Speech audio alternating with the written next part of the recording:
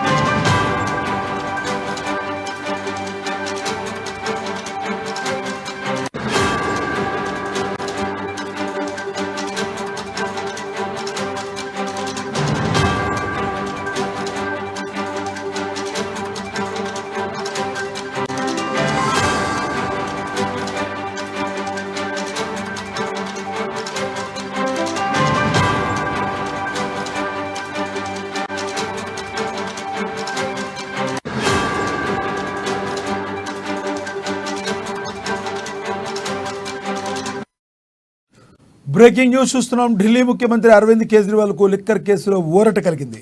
కేంద్ర మంత్రి అరుణ్ జైట్లీ వేసిన పరువు నష్టం దావా కేసుకు సంబంధించి ఆయనకు Delhi Rouse Avenue court bail మంజూరు చేసింది. 15,000 రూపాయల పూచీకత్తుపై ఆయనకు Delhi Rouse Avenue court bail మంజూరు చేసింది. లిక్కర్ కేసులో కేజ్రీవాల్ ఉదయం ఢిల్లీ రౌస్ అవెన్యూ కోర్టుకు హాజరయ్యారు.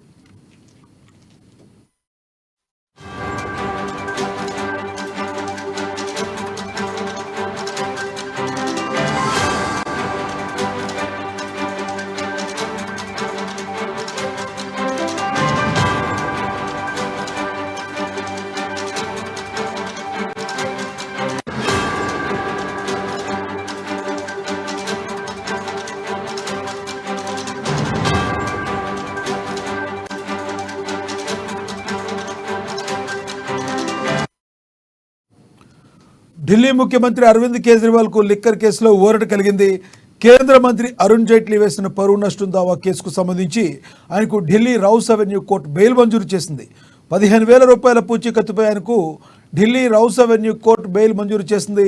లిక్కర్ కేసులో కేజ్రీవాల్ ఉదయం ఢిల్లీ రౌస్ అవెన్యూ కోర్టుకు హాజరయ్యారు. ఇదే విషయానికి సంబంధించి మరింత సమాచారాన్ని మా ఇన్పుట్ ఎడిటర్ శ్రీనివాస్ మరింత సమాచారం అందిస్తారు. శ్రీనివాస్ చెప్పండి, ఇప్పుడు ఢిల్లీ రౌస్ అవెన్యూ కోర్టు కేజ్రీవాల్కు బెయిల్ మంజూరు చేసినట్టుగా తెలుస్తుంది. అదే తరహాలో ఢిల్లీ లిక్కర్ స్కామ్లో అరెస్ట్ అయిన కవితకు కూడా బెయిల్ వచ్చే అవకాశం ఏమైనా కనిపిస్తుందా? రైట్ లక్ష్మీనాథ్, ఏదైతే చూస్తున్నామో లిక్కర్ స్కామ్ కేసుకు సంబంధించి ఇటు ఢిల్లీ ముఖ్యమంత్రి కేజ్రీవాల్, అదేవిధంగా తెలంగాణకు సంబంధించి కల్వకుంట్ల కవిత కేసుకు సంబంధించి కూడా ఢిల్లీ రౌస్ అవెన్యూ కోర్టు ఇప్పుడు సెంటర్ ఆఫ్ వేదికగా మారిందని చెప్పొచ్చు. ఎందుకంటే ఉదయం నుంచి కూడా పెద్ద ఎత్తున పోలీసులు అక్కడ బందోబస్తు ఏర్పాటు చేయడం జరిగింది. ముఖ్యంగా ఢిల్లీ లిక్కర్ స్కామ్ కేసుకు సంబంధించి చూసుకుంటే కనుక ఢిల్లీ ముఖ్యమంత్రి కేజ్రీవాల్కి సంబంధించి కొద్దిసేపటి క్రితమే బెయిల్ మంజూరు చేయడం జరిగింది.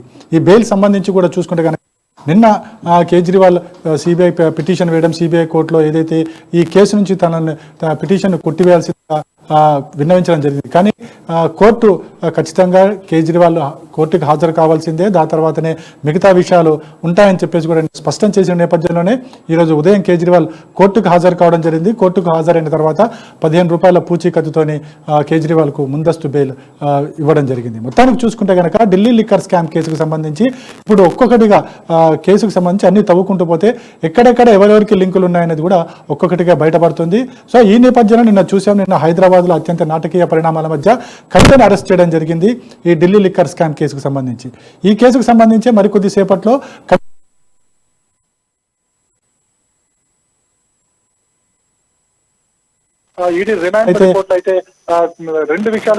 ఒకటి ఏదైతే కవితకు సంబంధించి ఈ కేసులో ప్రధాన నిందితురాలుగా ఉంది కాబట్టి 14 రోజుల రిమాండ్ విధించాల్సిందిగా ఏదైతే ఈడీ తన రిమాండ్ రిపోర్ట్ లో పేర్కొనడం జరిగింది. అదేవిధంగా వన్స్ రిమాండ్ విధించిన తర్వాత కస్టడీకి కూడా ఇవ్వాలని అందులో కస్టడీ పిటిషన్ కూడా వేయబోతున్నారు. ఈ రెండు కూడా ప్రధానంగా ఈ రోజు రౌస్ అవెన్యూ కోర్టులో ఉండబోతున్నాయి. మొత్తంగా కోర్టు చుట్టూ కూడా పోలీసు భద్రతను ఏర్పాటు చేయడం జరిగింది. ఇప్పటికే కవితకు సంబంధించి కవిత సోదరుడు కేటీఆర్ కూడా అక్కడే ఉన్నారు, అదేవిధంగా హరీష్ రావు కూడా అక్కడే ఉన్నారు. కేసీఆర్ ఇక్కడుండి మొత్తం ఈ కేసుకు సంబంధించి పర్యవేక్షిస్తున్నారు. మొత్తాన్ని చూసుకుంటే కనుక రౌస్ అవెన్యూ కోర్టులో మరికొద్ది సేపట్లో కవితను హాజరుపరచబోతున్నారు. ఈ హాజరుపరిచే ముందు కవితకి ఇప్పటికే మెడికల్ చెకప్స్ అన్ని కూడా పూర్తయ్యాయి. పూర్తయిన తర్వాత కోర్టుకు హాజరుపడతారు. కోర్టుకు హాజరుపరిచిన తర్వాత ఈ కేసుకు సంబంధించిన వివరాలన్నీ కూడా ఈడీ కోర్టు ముందు ఉంచబోతుంది. ముఖ్యంగా 14 రోజులు రిమాండ్ కోరుతుంది, అదేవిధంగా కస్టడీ పిటిషన్, ఈ రెండు కూడా కోరడం జరుగుతుంది. లక్ష్మీనాథ్, ఉన్న సిచ్యువేషన్లో నిన్న జరిగిన సిచ్యువేషన్కి కేసీఆర్ కంటతడి పెట్టినట్టుగా కూడా తెలుస్తుంది. ఎందుకంటే మనకు తెలుసు, ప్రస్తుత సమయంలో టీఆర్ఎస్ పార్టీ ఓటమి పాలైన తర్వాత ఒక్కొక్కరు అనేక రాజకీయ పరిణామాల మధ్య పార్టీని వీడుతున్న పరిస్థితుల్లో ఇలాంటి టైంలో కవిత, తన ముద్దుల కూతురైన కవిత అరెస్ట్ అవడం వలన ఒక్కసారిగా ఆయన తీవ్ర నిరాశలోకి వెళ్ళినట్టుగా తెలుస్తుంది. మరి బెయిల్ దొరికే అవకాశం ఉందంటారు అసలు? లక్ష్మీగా ఇక్కడ ఒకటి స్పష్టంగా చూడాల్సిన అవసరం ఉంది. ఢిల్లీ లిక్కర్ స్కామ్ కేసు అనేది దాదాపుగా 1 year కావస్తుంది. గత అసెంబ్లీ ఎన్నికల ముందు ఈ కేసుకు సంబంధించి పెద్ద ఎత్తున హడావిడి జరిగింది. అదేవిధంగా కవితను ఈడీ 2-3 సార్లు ప్రశ్నించడం జరిగింది. అదేవిధంగా కవిత కూడా సుప్రీంకోర్టుకు వెళ్ళడము, విచారణకు సంబంధించి తన నివాసంలో విచారణ చేయకుండా ఢిల్లీకి రమ్మని, ఈడీ కార్యాలయానికి రమ్మని చెప్పేసి ఏదైతే నోటీస్ ఇవ్వడం జరిగిందో వాటి మీద కవిత కోర్టుకు వెళ్ళడం కూడా జరిగింది. ఈ కేసుకు సంబంధించి ఈ నెల 19న విచారణ జరగబోతుంది. 19న విచారణ నేపథ్యంలోనే కవితను నిన్న హైదరాబాద్కు వచ్చి విచారించిన తర్వాత అరెస్టు చేయడం జరిగింది. దీని మీదనే నిన్న కేటీఆర్ చాలా సీరియస్ అయ్యారు. 19న విచారణ పెట్టుకుని విచారణలో సుప్రీంకోర్టు ఏం చెబుతుందో తెలియకుండానే ఎందుకు అరెస్ట్ చేస్తున్నారు అని చెప్పేసి కూడా నిన్న కేటీఆర్ ప్రశ్నించడం జరిగింది. అయితే ఇక బెయిల్కి సంబంధించి చూసుకుంటే కనుక ఈ కేసుకి సంబంధించి సౌత్ లిక్కర్స్ కేసులో ఏదైతే ఉందో దీంట్లో ప్రధానంగా చూసుకుంటే కనుక కవిత పార్ట్నర్షిప్ ఎక్కువగా ఉంది. 65% ఇందులో కవితకు పార్ట్నర్షిప్ ఉందని చెప్పేసి కూడా తెలుస్తుంది. ఏదైతే విచారణ అనంతరం ఇందులో దాదాపుగా 6 మందిని ఇప్పటివరకు కూడా ప్రధానంగా నిందితులుగా విచారించడం జరిగింది. ఈ విచారణలో మనం చూసుకుంటే కనుక మనకి అరుణ్ పిళ్ళై ఉన్నారు, అదేవిధంగా మనకి చూసుకుంటే బుచ్చిబాబు ఉన్నారు, అభిషేక్ బచ్చన్ ఉన్నారు, మరోవైపు చూసుకుంటే కనుక శ్రీనివాసులు రెడ్డి ఉన్నారు, ఆయన కొడుకు బాగుంట రాఘవరెడ్డి ఉన్నారు. ఇలా చాలా మందిని కూడా ఇప్పటికే విచారించడం జరిగింది. ఈ విచారణ నేపథ్యంలోనే చాలా మంది అంటే నిందితులుగా ఎవరైతే ఉన్నారో వాళ్ళందరూ కూడా అప్రూవర్ గా మారడం జరిగింది. ఈ అప్రూవర్ గా మారిన నేపథ్యంలోనే మనకి అరుణ్ రామచంద్రన్ ఏదైతే విచారిస్తున్న నేపథ్యంలోనే కవిత పేరును ఇక్కడ బయట పెట్టడం జరిగింది. వన్స్ ఒకసారి కవిత పేరు పెట్టిన తర్వాత ఖచ్చితంగా విచారణకు హాజరు కావాల్సి ఉంటుంది. విచారణ నేపథ్యంలోనే ఈ అరుణ్ రామచంద్ర కవిత పేరు బయట పెట్టారు కాబట్టి ఆ విచారించి ఈ కేసుకు సంబంధించి కవిత నుంచి రాబట్టాల్సిన వివరాలన్నీ కూడా రాబట్టిన తర్వాతనే నిన్న అరెస్ట్ చేశారు అని చెప్పేసి కూడా నిన్న సిబిఐ మనకి ఈడీ అధికారులు చెప్పిన దాన్ని బట్టి తెలుస్తుంది. అయితే ఈ కేసులో ఇప్పటికీ ఎంతమందికి బెయిల్ వచ్చిందనేది కూడా చూడాల్సిన అవసరం ఉంది. అయితే ఇప్పుడున్న పరిస్థితుల నేపథ్యంలో ఇప్పటికీ ఒక టెన్షన్ అవుతుంది. ఏదైతే కవితను అరెస్ట్ చేసిన తర్వాత ఈడీ కోర్టు రిమాండ్కు పంపిస్తుందా లేకపోతే బెయిల్ ఇస్తుందా అనేది కూడా చూడాల్సిన అవసరం ఉంది. ఎందుకంటే ఇప్పటికే ఈ కేసుకు సంబంధించి కేజ్రీవాల్కి అయితే ఈరోజు ఉదయమే బెయిల్ ఇవ్వడం జరిగింది 15,000 రూపాయల పూచీకత్తుతోని. మరి కవితకు సంబంధించి ఏ విధంగా రియాక్ట్ అవుతుంది, కోర్టు ఏ విధంగా చూస్తుందని కూడా చూడాల్సిన అవసరం ఉంది. ఎందుకంటే ప్రధాన నిందితురాలుగా ఇప్పుడు కవిత మీదనే ఎక్కువ అభియోగాలు ఉన్నాయి. అదేవిధంగా ఏదైతే సౌత్ గ్రూప్ ఏదైతే ఉందో ఈ సౌత్ గ్రూప్లో 65% పార్ట్నర్షిప్ కవిత పేరు మీద ఉంది. అదేవిధంగా ఎవరైతే నిందితులను అరెస్ట్ చేయడం జరిగిందో అరుణ్ పిల్లై కావచ్చు, అభిషేక్ బచ్చన్ కావచ్చు, బుచ్చిబాబు కావచ్చు, అదేవిధంగా మాగుంట శ్రీనివాసరెడ్డి కావచ్చు, రాఘవారెడ్డి కావచ్చు, వీళ్ళంతా కూడా ప్రధానంగా ఈ కవిత చుట్టే వీళ్ళంతా కూడా చెప్తున్న పరిస్థితి కనిపిస్తుంది. సో ఈ నేపథ్యంలో ఇటు ఈడీ కూడా ఇటు రిమాండ్ పిటిషన్ వేయడం జరుగుతుంది. అదేవిధంగా కస్టడీ పిటిషన్ కూడా కోరడం జరుగుతుంది. మళ్ళీ కోర్టు ఏ విధంగా రియాక్ట్ అవుతుందో చూడాల్సిన అవసరం ఉంది. ఎందుకంటే ఈరోజు శనివారం కనుక ఒకవేళ కోర్టు కనుక రియాక్ట్ అయ్యి కవితకి రిమాండ్ కనుక పంపిస్తే కనుక 14 రోజుల రిమాండ్ ఉంటుంది. అదేవిధంగా మండే రోజు మళ్ళీ దీనికి సంబంధించి బెయిల్ పిటిషన్ వేసుకోవాల్సి ఉంటుంది. బెయిల్ పిటిషన్ వేసిన తర్వాత ఏ విధంగా మూవ్ అవుతుంది అనేది కూడా చూడాలి. అయితే మరోవైపు చూసుకుంటే కనుక కవితకు సంబంధించిన లాయర్లు కూడా ఇప్పటికే బెయిల్ పిటిషన్ కూడా రెడీ చేసుకోవడం జరిగింది. ఈ కేసుకు సంబంధించి ఏదైతే సుప్రీంకోర్టులో విచారణ జరుగుతున్న నేపథ్యంలో ఎలా అరెస్ట్ చేస్తారన్న వాదన కూడా కవిత తరపు న్యాయవాదులు వినిపించబోతున్నారు. అదేవిధంగా ఏదైతే ఈ రోజు ఉదయం జరిగిన పరిణామాలు అయితే కేజ్రీవాల్ విషయంలో 15,000 రూపాయల పూచీకత్తుతోని బెయిల్ మంజూరు చేశారు ఇదే కేసుకు సంబంధించి. సో దీన్ని కూడా తాజాగా కోర్టు ముందు పెట్టబోతున్నారు. సో మొత్తానికి చూసుకుంటే కనుక ఈ రోజు మరికొద్దిసేపట్లో కవితను ఇది ఏదైతే ఈ కేసుకు సంబంధించి రౌస్ ఎన్ఈ కోర్టులో ఎన్కే నాగ్పాల్ ముందు కూడా ఈ కేసు రాబోతుంది. తర్వాత ఆర్గ్యుమెంట్స్ తర్వాత కవిత విషయంలో ఏ విధమైన నిర్ణయం ఉండబోతుందో చూడాలి. ఎందుకంటే ఇప్పటికే ఒక ఉత్కంఠ వాతావరణం అయితే కొనసాగుతుంది. ఇటు తెలంగాణలో కావచ్చు, అదేవిధంగా ఢిల్లీ రౌస్ ఎవెన్యూ కోర్టు పరిసర ప్రాంతాల్లో కావచ్చు ఒక ఉత్కంఠభరిత వాతావరణం అయితే ఉందని చెప్పొచ్చు. లక్ష్మీనాథ్, అంతకుముందు సాక్షిగా గడిచిన సంవత్సరం నుంచి సాక్షిగా పరిగణలోకి తీసుకున్న కవితని ఇప్పుడు నేరస్తురాలుగా చెప్పడానికి ప్రధానమైన కారణం ఏంటి? ఎవరు ముఖ్యంగా కవితని మేజర్ పార్ట్గా ఆవిడికి నేరం చేసింది అని చెప్పడానికి ప్రధానంగా కారణం ఏం తీసుకున్నారు కొలమానం? అంటే ఇక్కడ గతంలో కూడా సాక్షిగా కూడా తీసుకోలేదు. ఇది కేవలం ఎవరైతే ఈ కేసుకు సంబంధించి ఎవరెవరి పేర్లు అయితే బయటపడ్డాయో వాళ్ళందరినీ కూడా ఈడీ కావచ్చు, సిబిఐ కావచ్చు విచారిస్తూ వచ్చింది. ఈ విచారణ నేపథ్యంలోనే ప్రతి ఒక్కరిని కూడా విచారించాల్సిన అవసరం ఉంటుంది. ఎందుకంటే ఈ కేసుకు సంబంధించి ఎక్కడెక్కడ లింకులు ఉన్నాయి, ఎవరెవరితో లింకులు ఉన్నాయి, ఈ కేసుకు సంబంధించి ఏదైతే 100 కోట్ల రూపాయల ముడుపులు ముట్టాయని ఏదైతే ఆరోపణలు వస్తున్న నేపథ్యంలో ఎవరెవరికి ముట్టాయి, ఎక్కడ ముట్టాయి, ఎలా ముట్టాయి, ఇవన్నీ కూడా ఈడీ బయట పెట్టాల్సిన అవసరం ఉంది. సో ఈ నేపథ్యంలోనే కవిత పేరు గతంలో రావడం జరిగింది. గత అసెంబ్లీ ఎన్నికల ముందు ఇక్కడ రావడం జరిగింది. ముఖ్యంగా ఢిల్లీకి వచ్చిన తర్వాత కవితని ఢిల్లీలో చేసిన తర్వాత రెండోసారి హైదరాబాద్లో విచారించారు. విచారణ తర్వాత కవిత సుప్రీంకోర్టుకు వెళ్ళడం జరిగింది. తన విచారణకు సంబంధించి తన అభ్యంతరాలను వ్యక్తం చేయడం జరిగింది. సో ఇవన్నీ చూసుకున్న తర్వాతనే ఈడీకి సంబంధించి పలు కేసుల్లో అన్ని కూడా సాక్ష్యాలు ఎంతమంది సాక్షులు అయితే ఎంతమంది అయితే నిందితులు ఉన్నారో వాళ్ళందరినీ కూడా విచారించిన తర్వాతనే కవితను అరెస్ట్ చేయడం జరిగింది. అంటే గతంలో కూడా ఏదైతే ఈడీ అడిగిన ప్రశ్నలో కవిత నుంచి సరైన సమాధానం రాలేదు, ఏదైతే పూర్తి సమాచారం ఇవ్వలేదని చెప్పేసి ఈడీ నుంచి అప్పట్లో కూడా కొన్ని వ్యాఖ్యలు అయితే వెలువడ్డాయి. ఈ నేపథ్యంలోనే మనకి తాజాగా చూసుకుంటే కనుక మనకి అరుణ్ రామచంద్రని విచారిస్తున్న క్రమంలోనే కవిత పేరు బయటకు రావడం పడింది. అరుణ్ రామచంద్రని కవిత పేరు బయట పెట్టారు. ఆయన కవిత మీద పలు ఆరోపణలు కావచ్చు, ఇవి కావచ్చు చేయడం జరిగింది. సో ఈ నేపథ్యంలోనే అరుణ్ రామచంద్రన్ ఏదైతే చేసిన వ్యాఖ్యలు కవిత మీద ఇచ్చిన వాంగ్మూలం ఆధారంగానే నిన్న ఈడీ కవితను అరెస్ట్ చేయడం జరిగింది. ఈ నేపథ్యంలోనే ఇప్పుడంతా కూడా కొనసాగుతుంది. రౌస్ ఎన్ఈ కోర్టులో మరికొద్ది సేపట్లో కవితను ప్రవేశపెట్టబోతున్నారు జస్టిస్ ఎన్కే నాగ్పాల్ ముందు. ఆ తర్వాత ఏ విధమైన జడ్జిమెంట్ ఉండబోతుందో చూడాల్సిన అవసరం ఉంటుంది. లక్ష్మీనాథ్, ఈ కేసులకు సంబంధించి నేను అరెస్టు చేయడానికి వెళ్ళినప్పుడు కేటీఆర్ ఏదైతే వాగ్వాదం చేశారో భానుప్రియ మీనా మీద, మరి ఆయన మీద కేసు పెట్టినట్టుగా తెలుస్తుంది. ఇది ఎలా ఉందంట దీని గురించి? ఖచ్చితంగా, ఎందుకంటే ఒక విచారణ క్రమంలో విచారణ అధికారులు విచారిస్తున్నప్పుడు బయటి వ్యక్తులు అంటే ప్రస్తుత సమయంలో కవితకు సంబంధించి కవిత ఫ్యామిలీ మాత్రమే ఉండాల్సిన అవసరం ఉంటుంది.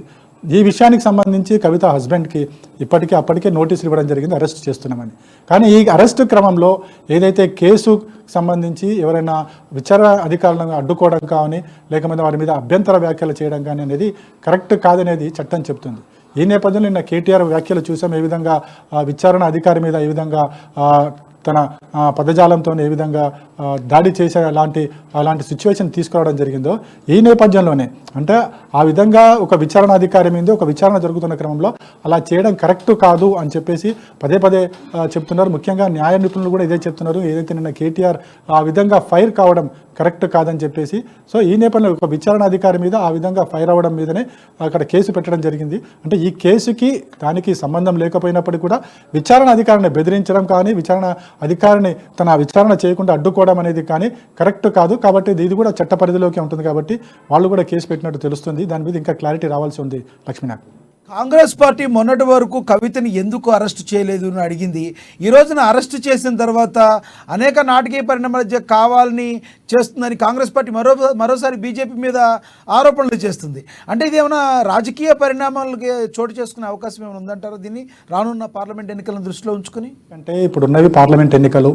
గత అసెంబ్లీ ఎన్నికల్లో ఏదైతే ఎన్నికల ముందు కూడా ఈ తరహా హడావిడి జరిగింది, కవితను అరెస్ట్ చేస్తారని చెప్పేసి పదే బీజేపీ నేతలు చెప్పడం, ఆ తర్వాత ఎన్నికలు దగ్గర పడుతున్నప్పుడు సైలెంట్గా అయిపోవడం, ఇవన్నీ చూస్తున్నాం. కానీ ఇప్పుడు ఎన్నికలు మళ్ళీ పార్లమెంట్ ఎన్నికలు రాబోతున్న నేపథ్యంలో ఇప్పుడు మళ్ళీ ఈ కేసు తెర మీదకి రావడం జరిగింది, కవితను అరెస్ట్ చేయడం జరిగింది.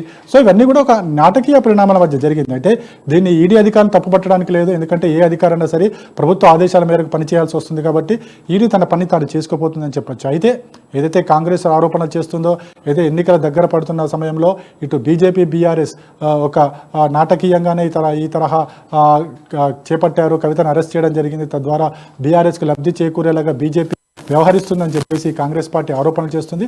ఇవి అన్నీ కూడా రాజకీయంలో ఉన్నప్పుడు రాజకీయ పార్టీలు చేసే ఆరోపణలు సహజంగానే ఈ తరహా ఆరోపణలు ఉంటాయి. అయితే ఇది ఈడీ ఏ విధంగా కోర్టులో ప్రవేశపెట్టబోతుంది, అదేవిధంగా కవితకు సంబంధించి రిమాండ్ పిటిషన్లు ఏ విధంగా ఉండబోతున్నాయి, అదేవిధంగా కోర్టు ఏ విధంగా రియాక్ట్ అవుతుంది కూడా చూడాల్సిన అవసరం ఉంది. సో ఈ రాజకీయ విమర్శలు అనేవి కూడా రాజకీయంగానే చూడాల్సి ఉంటుంది తప్ప దీన్ని పెద్దగా సీరియస్గా తీసుకోవాల్సిన అవసరం లేదు. Lakshminath, thank you Srinivas.